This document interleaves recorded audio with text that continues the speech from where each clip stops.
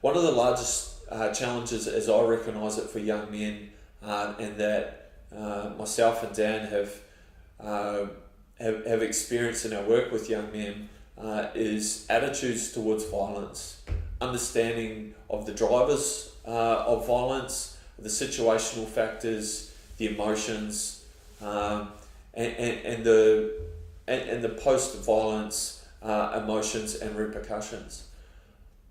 There's attitudes towards violence which are formed within culture, and I don't, in this sense, I'm not attributing culture to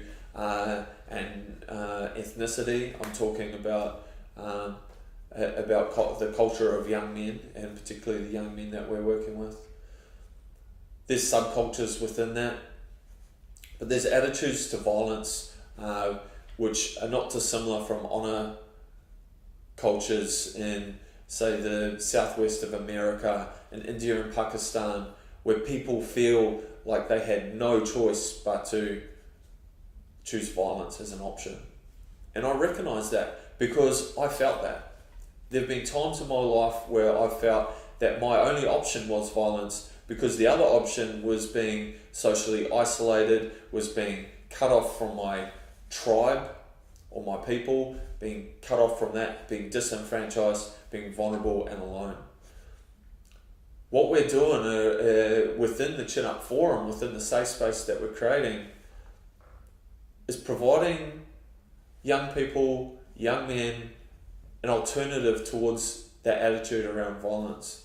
And we do that with providing people who they can relate to as being part of their culture. They identify with them. Then that person provides them permission to choose another option should they be faced with that decision. And articulating the emotions that are attached to both sides of both options. The option to go with violence, the option to choose another path, and the pros and cons attached to each. I've got a unique perspective on violence. In my past, I was a violent young person. I was surrounded by violence. I've been on the other side of the coin where I've stood up in front of corporate, I've stood up in front of human services, and I spoke to conflict management, de-escalation, anti-violence. I'm a professional MMA fighter, so I know what violence means inside a professional arena, inside a proving ground or an arena, and the emotions that are attached to that.